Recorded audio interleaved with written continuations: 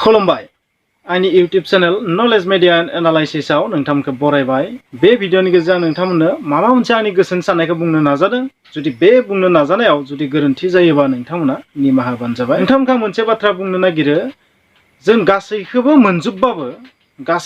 मोनजोबबाबो मोनसे हादर रायजो ओनसोलनि जौगानाया जों पाब्लिकनि आखायावसो 90% थायो।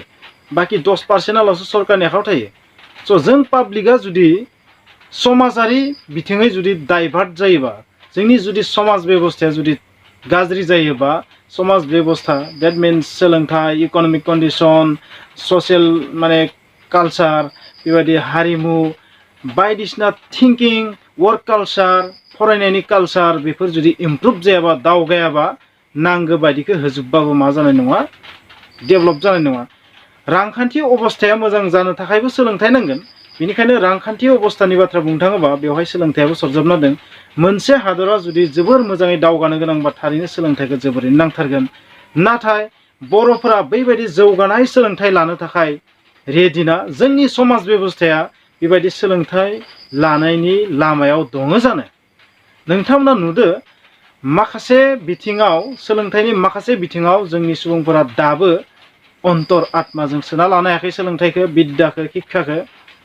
आं नोंथांमोननो इजराइलनि बाथ्रा बुंनि। नैथि मुलुग दावहानि समाव हिटलारा इहुदी सुबुंफोरखौ जेरै हायो अत्याचार खालामदोंमोन, बुथारदोंमोन, फोजोबस्रांनो नाजादोंमोन बिथांमोनखौ। नाथाय माखासे एन्टि जार्मानी दैट मीन्स हिटलारनि जाय हेंथा हादरफोर जेरै इंलेन्ड बेबायदि हादरफोरा इहुदीफोरखौ मा खालामनायसै, बै दानि जाय भुमध्य लैथोफोराव सौदी आरबनि खाथियाव माने इराक सिरियानि खाथियाव बिसोरनो मोनसे जायगा होबाय। माने पेलेस्टाइननिनो मोनसे बाङाय जायगाखौ बै इहुदी सुबुंफोरखौ मोनसे जायगायाव लाबोनानै दोनफैबाय। आरो दिनै बै एसेबां फिसा हादर, जाय हादराव 80 लाखल' सुबुं दं, बा 80 लाखनि एसे बारा, 1 कोटिबो सुबुं गैया। नाथाय बै इजराइलखौ गासैबो मुस्लिम कान्ट्रिफोरा गिजुबो। दिनैसिम एसेबां फिसा हादरखौ जेबो खालामनो हायाखै। ओरैबायदि पावारफुल। मानो बेबायदि जाखो नोंथांमोना मिथिगो? बिथांमोनाथ' गुबुन जायगानिफ्राय फैनानै बे जायगायाव थाफैदो, नङा होमबा, पेलेस्टाइनाव। आरो पेलेस्टाइननि दा बांसिन बाहागोखौनो बिथांमोना सेजोबनाबो लाबाय, नङा होमबा।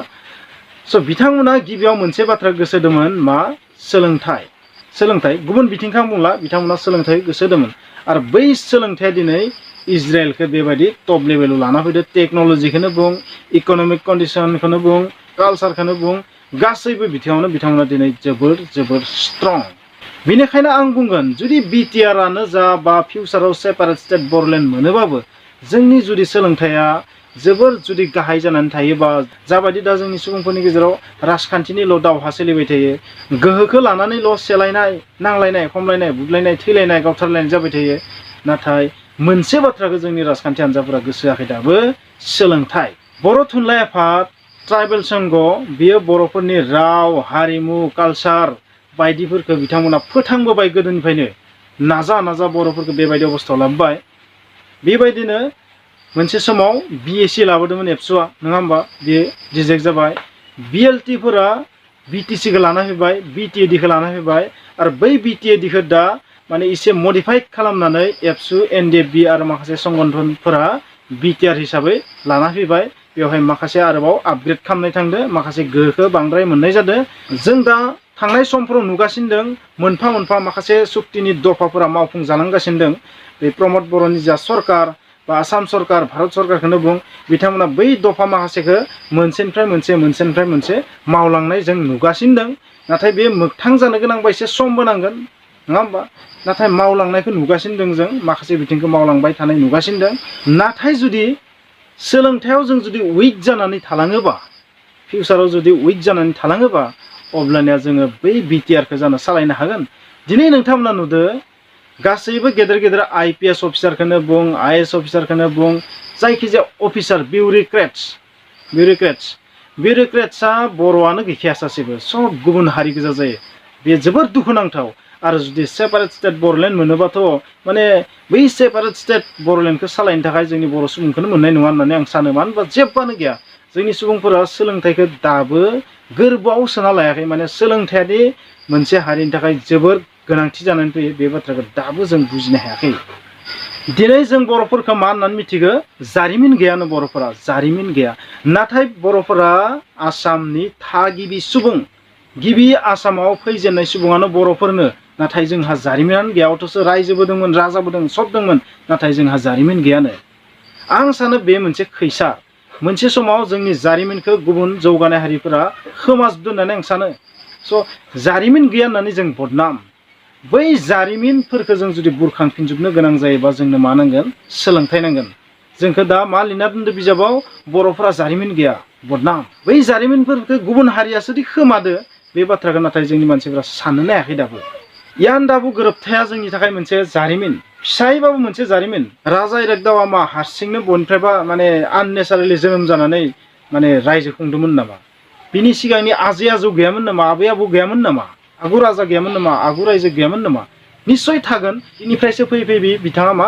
लास्ट जेनेरेसन स' बाखि सिगांनि जारिमिनखौ जोंनिखौ मा गासैखौबो खोमाजोबनानै दोनदों नोंथांमोना बे बाथ्राखौ मिथिखागोन मोनसे समाव गाग्लोबग्राफोरा इन्डियाखौ गाग्लोबनाय समाव मा खालामदोंमोन माने बहाबा माने लाइब्रेरि मोनबा लाइब्रेरिनि बिजाबफोरखौ अरसायोमोन बै माने उदखारिफोरा गुबुन हादरनिफ्राय फैनाय गेजेर एसिया सोनाब एसिया बेनिफ्राय फैनाय माखासे गाग्लोबग्राफोरा बेबायदि सावस्रांजोबदोंमोन बिजाबफोरखौ आरो लुथिनानैबो लांदोंमोन माखासेखौ स' जानो हागौ जोंनि बर'नि जारिमिनखौ बेबायदिनो खोमादों दिनै जोंनि बर'नि सुबुं सानखोआ मा 20 लाखनि खाथि खाथि मोनो 20-25 लाखनि खाथि खाथि मोनो नाथाय जेब्ला लकप्रिय गपिनाथ बरदलैया ट्राइबेल बेल्ट एन्ड ब्लकखौ बानायदोंमोन माखासे जनजातिफोरनि थाखाय बै समाव बर'फोरानो मेजरिटिमोननो बै समाव बर'फोरा मेजरिटिमोन हरखाब बर'फोरा दिनै बोरै सुपार माइनरिटि जालांखो बा माइनरिटि जाखो एसेबां खम बोरै जाखो आसामाव जोंनि सुबुं सानखोआ स' बेबायदि माखासे खैसार खालामनानै जोंखौ डिभाइड खालामजोबदो जोंनि कालसार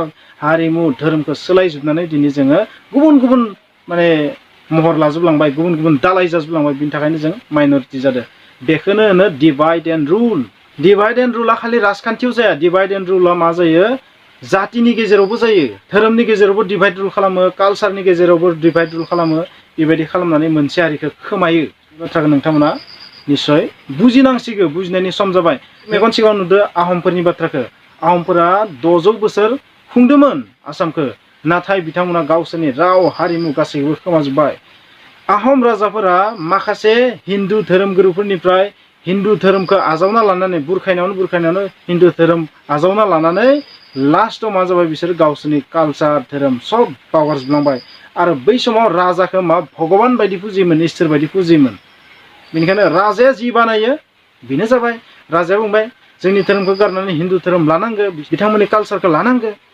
जाहैबाय नोंथांमोना मोनसे बाथ्रा बुंनाय लासै लासै जोंनि कालसारखौ खोमालांदो आरो जोंनि कालसारखौ गुबुन हारिफोरा लानानै जोंनि कालसार दा जेरै नोंथांमोना माने मेगन सिगाङाव नुदो बिहुवानखौ दा मानसिफोरा जोंनि बर'फोरा साननो हागौ बर'नि कालसार नङा बिहुवान जायखौ बिहु फालि होनना बुङो बै बिहुवान बा बिहु फालिया सोरनिफ्राय जोनोम जानाय रियेलाव सोरनि कालसार बियो बर'फोरनि ना गुबुन उना बर' सुबुंफोरनि नोंथांमोना मिथिगौ बे बर'फोरनि कालसारनि गाननाय जोमनाय जि नाथाय दिनै नुदो नोंथांमोना बिहुवान मिन्स बेखिनिखौ आं बुंला नोंथांमोना मिथिखाबाय लासै लासै आर'नाइखौबो खावगोन नङा होमबा लासै लासै आर'नाइखौबो खावलांगोन स' बेबायदिनो मोनसे मोनसे गोदोनि समाव जोंनि कालसार जारिमिन गासैखौबो खोमाजोबबोदों आरो दिनै जों मा होनना नाम जादा जारिमिन गियान होनना नाम जादा आरो मोनसे बाथ्रा बुंनो नागिरो जारिमिन गैयाबानो रायजो मोना होननानै नाथाय जोंहा भाग्यआ मोजां जोंहा मोनसे मा दोङो यान्दाबु गोरोबथाया दोङो यान्दाबु गोरोबथानिफ्राय जों मिथियो जे जोंनि बर'आव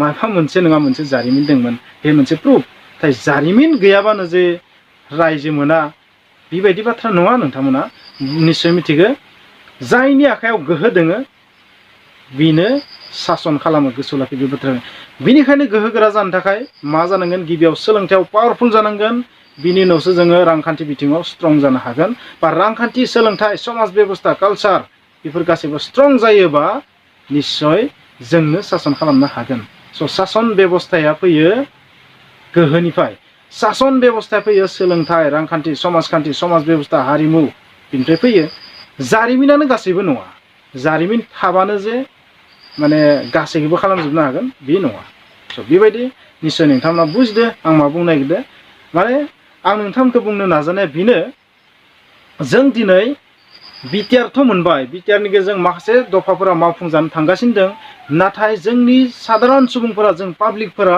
मोनसे बाथ्राखौ ध्यान होआखै दाबो सोलोंथायाव जों जोबोर उइक दाबो जोंनि फरायसाफोरा माखासे माने गोजौ लेभेलनि सोलोंथाइखौ दाबो लानोनो हाया आरो फरायनायखौ गोसो होआ जोंनियाव दाबो स्टाडि कालचार फरायनायनि कालचार गैया फरायनायनि कालचार नोंथांमोना फरायनायनि कालचार बुङोब्ला मा बुंबावगोन नङा होमबा फरायनायखौ अन्तरात्माजों सोना लानो जेब्ला हाया बर'फोरा अब्लासिम बिटिआरखौ मोजाङै सालायनो हानाय नङा होननानै आं सानो बा फिउचाराव सेपारेट स्टेट बर'लेण्ड मोननायाव जोबोर जेंना जागोन होननानै आं सानो मानो होनोबा नेक्स्ट जों बर'लेण्ड मोननो थाखाय जोंनि आखायाव मोनसेल' हाथियार दं बे जाबाय मा सोलोंथाइनि गेजेरजों जों माखासे ओरैबायदि सुबुं सोरजिनो हानांगोन ओरैबायदि गोहोगोरा माने पावारफुल नलेज गोनां माने गासैबो बाथ्राखौ मिथिनाय बिउरोक्रेट्स अफिसार माखासे माने गोजौ थाखोनि अफिसारफोर सोरजिनो हानांगोन अब्ला बर'लेण्डआ गावनो गाव जोंनि आथिं खाथियाव गोलैफैनो गोनां बाध्य जागोन होननानै आं सानो स' बेबायदि आं बुङो आरो जायहा सोलोंथाइ बिथिङाव जोबोर उइक देट मिन्स जाय जातिया दुरबल बै जातिया माब्लाबाबो सान्ति सृष्टि खालामनो हाया गोजोना फैयो गोहोगोरानिफ्रायसो जाय गोहोगोरा बिसोर गोजोनखौ लाबोनो हायो स' बेखिनिखौनो बुंनानै आं दिनै बे भिडिअखौ दोनथ'बाय नोंथांनाव जुदि आंनि बे चेनेलाव गोदानबा प्लिज आंनि चेनेलखौ साबस्क्राइब खालाम आरो बेल आइकनखौ थुनानै हो स' थेंक इउ बाय बाय